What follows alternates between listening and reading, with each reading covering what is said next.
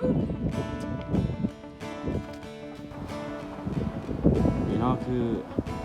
บรรยากาศเนาะที่ห้องต่างแคมป์จะเป็นบรรยากาศของเราเนี่ยถือตุ๊กถือเครื่องเนาะเครื่องกินเครื่องยาเครื่องอยู่ข้างนอกเนาะมาตัดเบิ่งเราอยู่ดีเนาะเบิ่งรอบๆถือกระเป๋า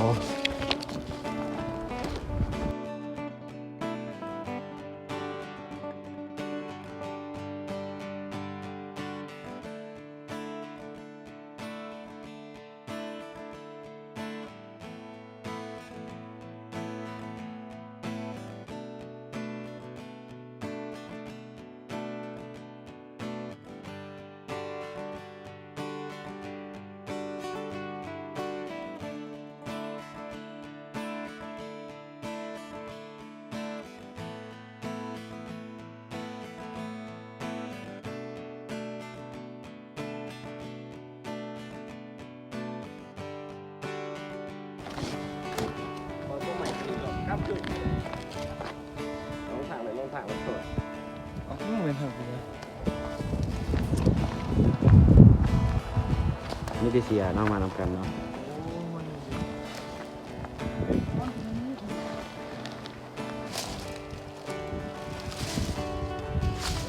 บอกว่าเลยงามไรเบื้องนี้ก็เป็นเบื่อสวนเขาเองเนาะลงไปลุกสวนเขาเลย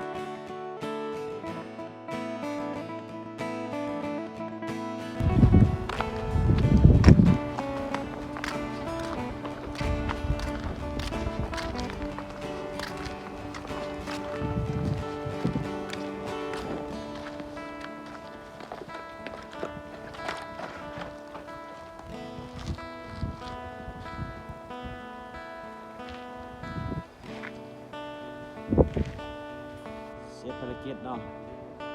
ตอนกลับคือทำภาษาไทยใต้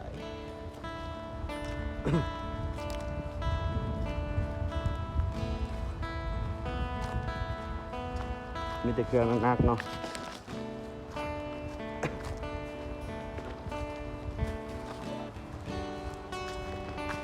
บรรยากาศที่ต่างแคมป์เนาะ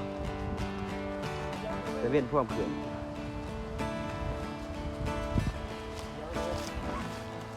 เกิดเหตุบุขาดคิดเนาะ ปลาเหยื่อไทย ปลาเฮียกระทายมีคือเป็นเนาะเอาแสดงงานก่อนนะ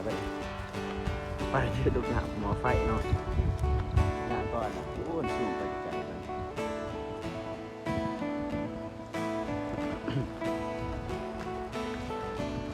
นี่เนาะ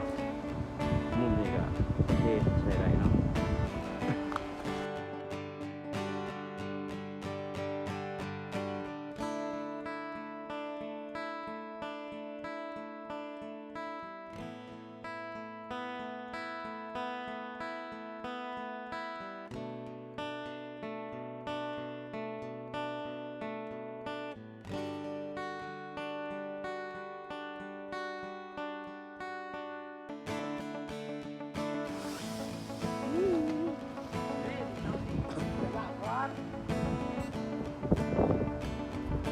ว้าว